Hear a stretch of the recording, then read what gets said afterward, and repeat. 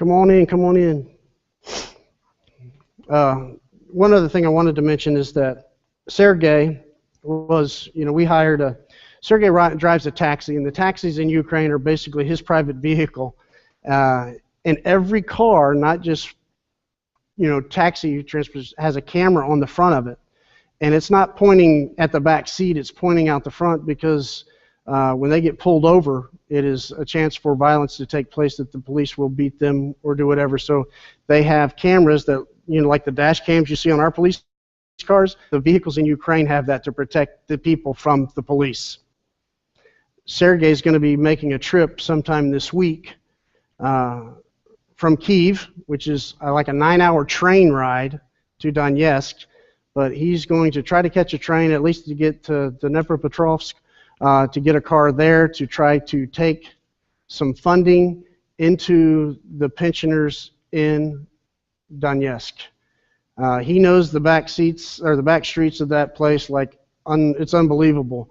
But the roads are not good, weren't good when I was there. In fact, he took this thing and we hit a pothole that, did I ever share that we had to pick the car up out of the pothole? That's how big this pothole was. There were 4 of us in the car. We were in a gypsy village. And I was just like, where are we at? And I said, well, how are we going to find this address? He goes, I said, I don't see any numbers. He goes, oh, there's no numbers. He said, they give you a street, and then we just kind of look, and I try to remember and think, well, that looks like it could be the place. And we're going down through there, and it's, like really narrow streets, and they're all mud, although I think they were paved at one time. And we got into a pothole that we're going in. Of course, it gets stuck on my back rear tire, so it's like, Jeff, you need to lose some weight. I'm like, okay. And so we can't get out, and so the Rowena and Masha get out, and then Arthur and Sergey and I get out and just kind of lift up this little car and pull it over to the side. And I said, do we want to have Masha stand in the pit so we can have like a Masha pit? I said, plus, when we come back through, we know to avoid her. But they said no. But Sergey is taking some back roads. He thinks that there's a way through some communication. They're actually trying to use some shortwave to communicate to some of the pensioners in Ukraine. So just remember our brothers and sisters in prayer. And you guys wonder why it takes so long to get through Revelation. It's not about me. It's about our brothers and sisters in foreign countries. You buy that, Andy? No?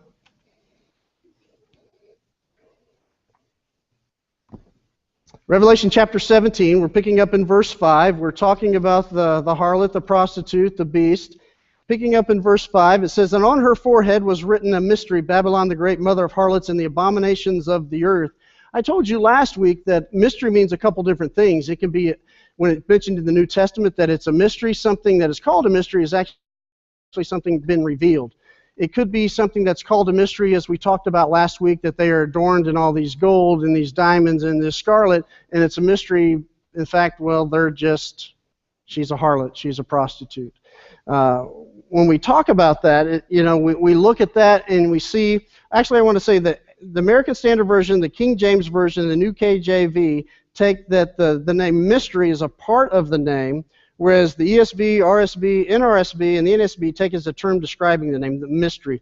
And it doesn't really matter whether it's a mystery part of the name or anything like that, but what is relevant is that this isn't something that is hidden and will be hidden for all time. I also told you that in the first century, at that time, prostitutes would wear a headband and basically describing who they are and what some of the things they were doing. So they would wear a headband, so when you saw this, they weren't hiding what they did, nor was this harlot, in this case, hiding what she did. She was doing it for all the world to see. We talked last week that there are several who determined that maybe that this harlot described here is apostate Jerusalem. Maybe that the harlot here is this upcoming political or religious entity that goes away from the truth, which a lot of people, a lot of scholars who believe in a historicist point of view believe that the harlot represents the Roman Catholic Church. Well, there's a whole lot of problems with that as far as scriptural, plus it provides no benefit to those first century Christians.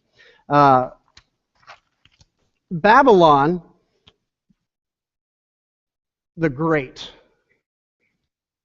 Somebody, what can you tell me about Babylon?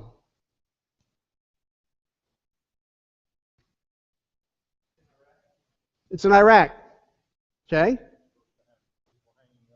Beautiful hanging gardens. Yes.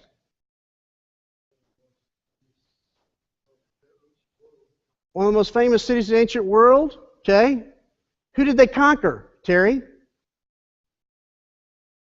Everybody. Miss Johnny? Israel. But Terry's answer is correct also, because that's what they did. They were in the business of conquering and taking those slaves. When you look at Daniel, who were they taken captive by? Right, and they were brought in there. And I want you to understand, when we think about the Babylonians and the Chaldeans and everything, when it says that they were brought in like Daniel and they're taught and everything like that, they're not taught 2 plus 2. We're talking advanced mathematics and geometry that they were learning, back in 586 BC. This was an advanced civilization. So is this the same Babylon, or is this the Babylon type? I would say that you would call this the second Babylon, the Babylon in this case being who? Rome? Rome. And as we see this, as we go through Revelation chapter 17 and really finish it up in verse 18, I'll do a little foreshadowing. It says, verse 18 says, "The woman who you saw is the great city which reigns over the kings of the earth." Okay, so we know it's a city. So if we look at that and then look at the clues in between there with the 7 hills and the 10 horns, the 10 kings, we know, in fact, that this is Rome. Okay? It was a place, Babylon was a place of luxury, learning, commerce. It was also known of a place of utter ungodliness. When we look at verse 9, and we'll get there in a little bit, the 7 mountains with the 7 heads, we're going to get to that in a few moments, so we'll leave that there. But I want you to know that Rome sat on 7 hills. Okay? Palatine, Capitoline, Quirinal, Aventine, Esquiline, Viminal, and Kilian. All scholars tend to believe that this is Babylon and it is Rome. Some believe that it is Jerusalem. Why? Because Jerusalem is referred to in the Old Testament as a harlot, along with some other places. Okay, here's a test or question from last week or 2 weeks ago. Name some other cities or empires, if you will, in the Old Testament that were classified and called harlots. I've given you Jerusalem, so that's your easy one gone. Rhymes with fire. Tyre. Nineveh? Anyone else? I'm trying to think if I can think of the last one.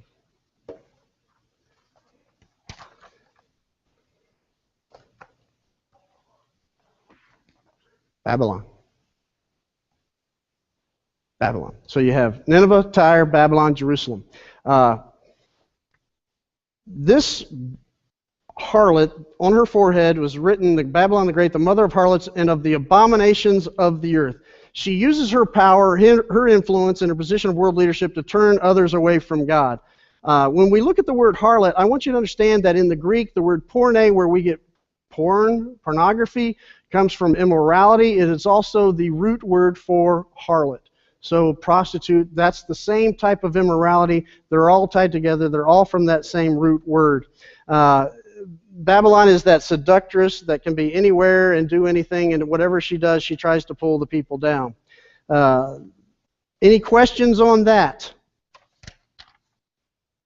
Because we're going to try to move through this. Oh, I want to touch real base too on the mother of harlots. What does that mean?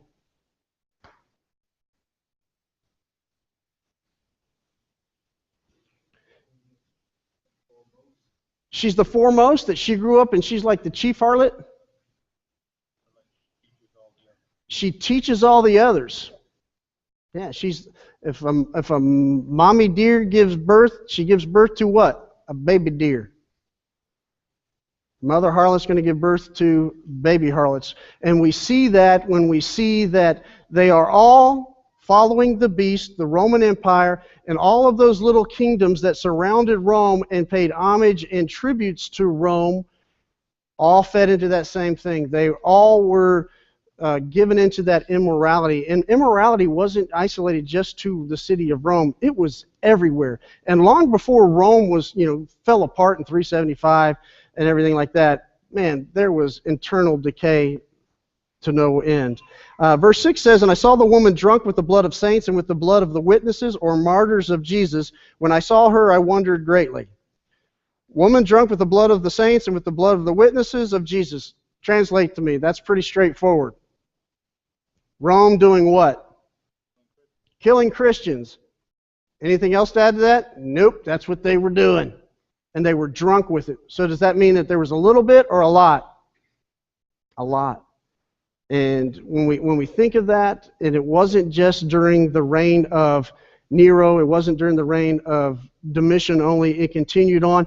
And understand that as we talked about the four horsemen and all of those different things, that Christians weren't persecuted only through behavior. They were disallowed from joining the local guilds, so that if they were a silversmith, they couldn't make and be a part of the silversmith guild, so they couldn't even earn an income. So it had huge economic ramifications on them as well. John says he wondered greatly. When I saw her, I wondered greatly. Any idea why he wandered or wondered or questioned or was amazed?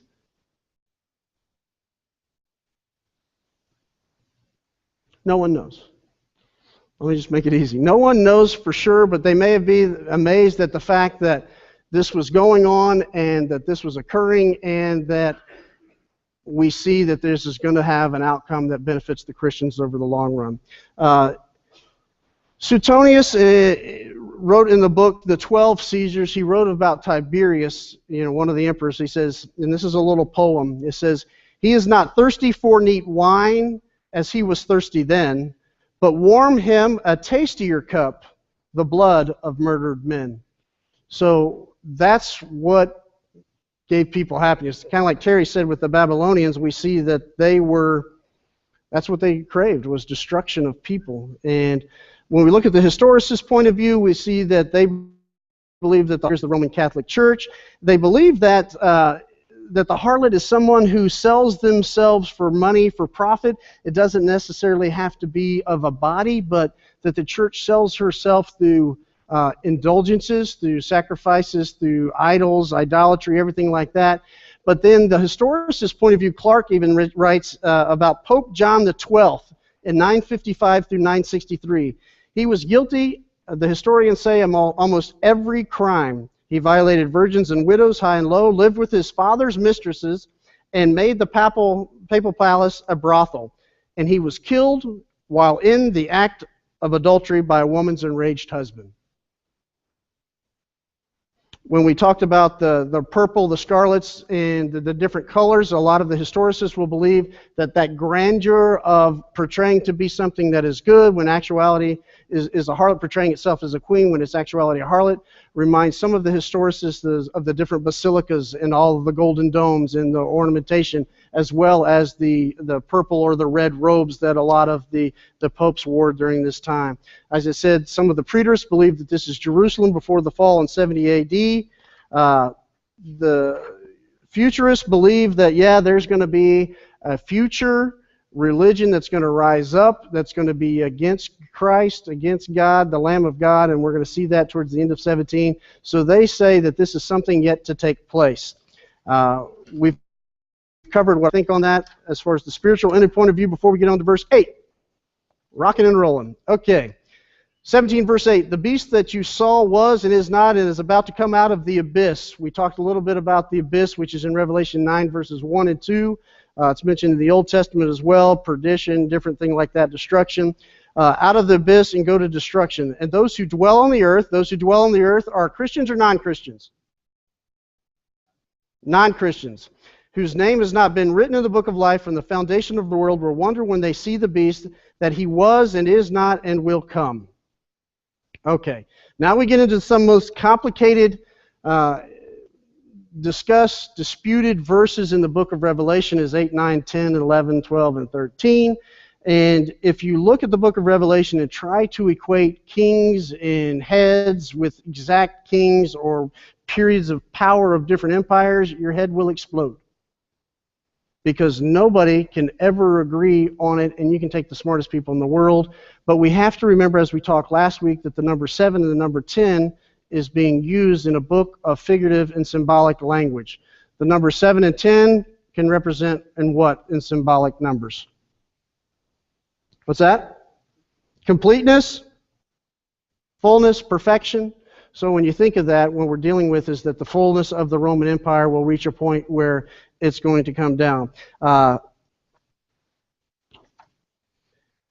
imagery isn't necessarily to draw our minds to the imagery, but to draw our minds to the fact that it is destroyed. If you take the view that this harlot, which we will just about to get to, the 7 hills and the kings and everything like that represent Rome, then it would be very encouraging to those first century Christians to know that this will come. And there's a future tense to this, that this will come. It's not occurring right now, but it's something to come in the future. And you look at verse 8, and it talks about who was and is not and is about to come. Man, the Roman Empire was probably one of the most empires around. Even when Nero, died, took his life and everything, you see that everybody expected Rome to go into chaos, and it did. And then there was the period where they had 4 emperors in 1 year. And when we get to talking about the 10 kings and the 7 heads and all that stuff, a lot of people they're going to be literal and equate those to an actual name, except for those 4. Because they say, well, those 4 don't count because it only occurred in 1 year. And why do they get to say that? Because then it makes their equation fit together so nicely. I want to touch base. It says in verse 8 at the end, it says, talking about whose name was not written in the book of life from the foundation of the world, whose name was not written in the book of life from the foundation of the world, is that saying that they were predestined to go to hell?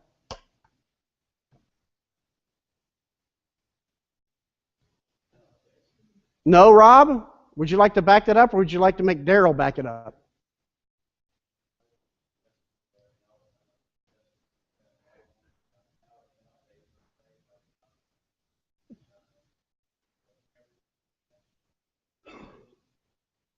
Okay, I think that's a correct answer.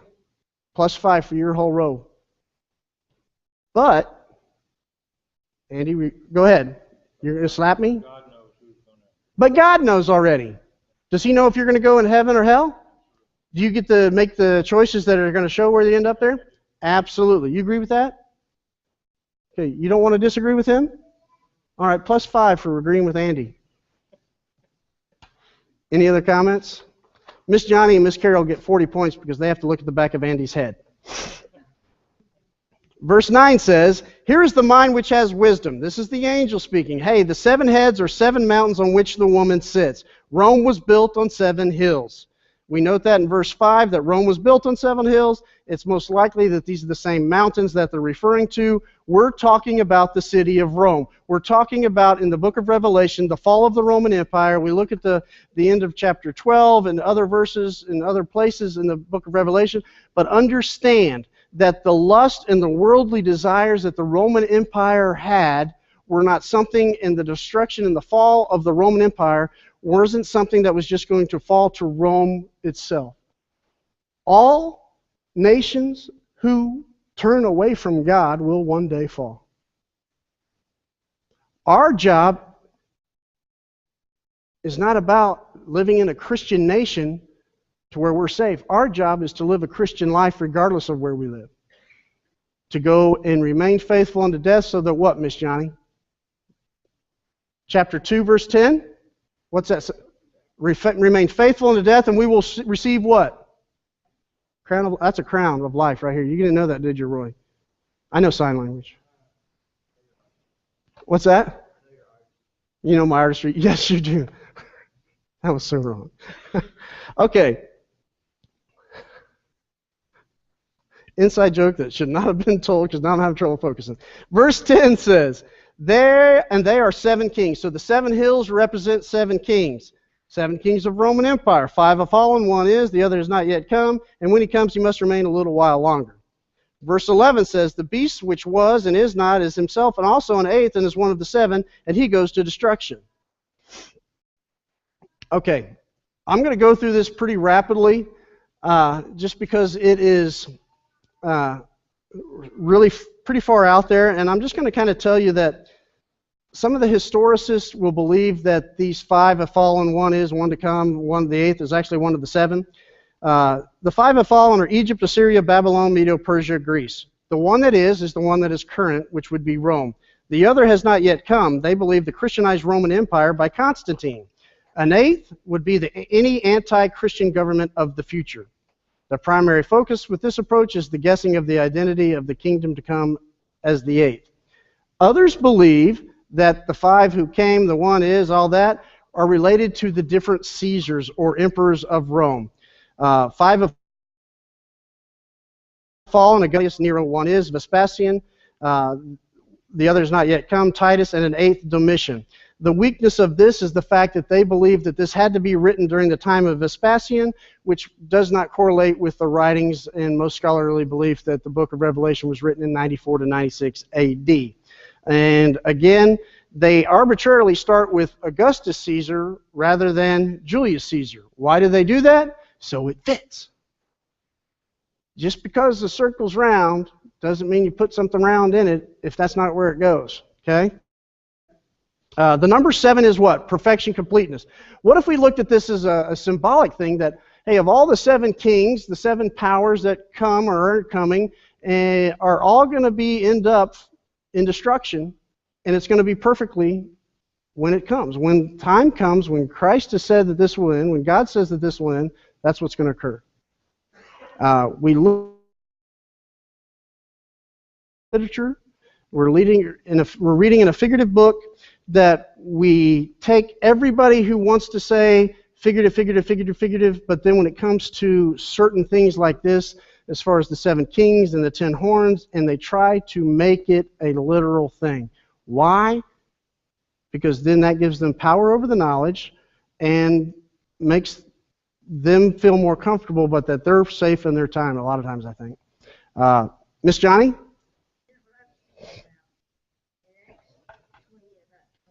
Acts 20:28, good verse.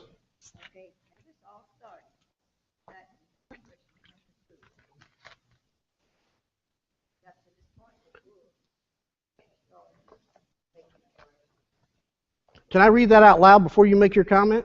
Just so everybody can hear where we're at? When we fell from the truth, when we moved from the truth, this is when it all started. Okay?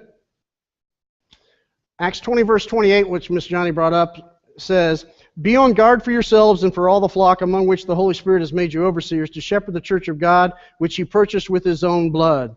I know that after my departure," verse 29, "I know that after my departure, savage wolves will come in among you, not sparing the flock." And understand that apostasy, turning away from Christ, did not occur starting 100 AD or 101 AD. It started in the church pretty much instantly. Because anytime man comes in and tries to make the religion their own, we see that there's a deviation from the truth. The standard hasn't changed. I was in a discussion this week with somebody about this and pointing out that, well, the church has killed millions in the name of God. The church always changes its position. I said, first off, you need to define the word church and what you mean by that. And he was referring to the Catholic Church. And I said, okay. I said, but in the same way, I wouldn't judge a Christian necessarily, or judge God necessarily in the way a Christian acts, because we are flawed. I said, and I used this poor analogy, I said, how about if I judged you according to the way Obama lived his life?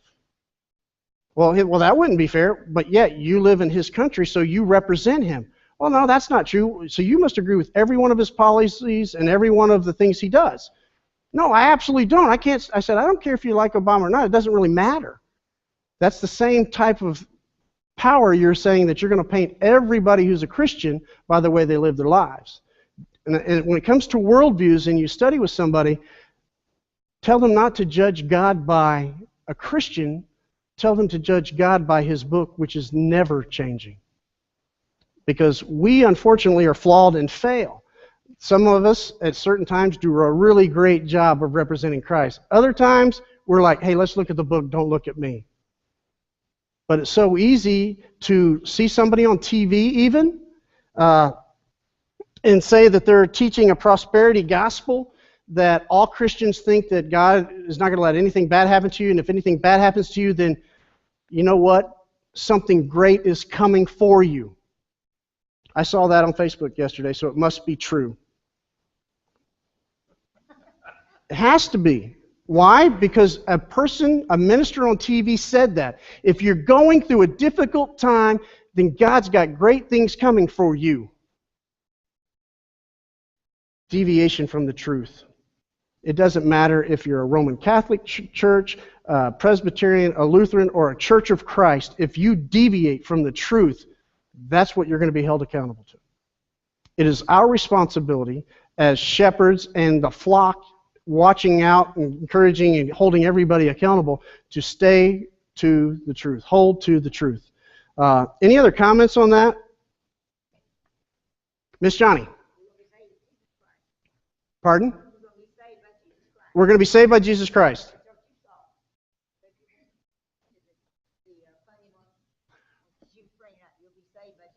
You'll be saved by Jesus Christ. Yes, ma'am. Absolutely.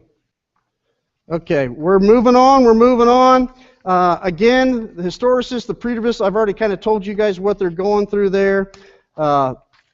Picking up in verse 12 through 13. Are you kidding me? Man, if that first guy hadn't talked for 15 minutes about mission work, we could have finished this thing tonight.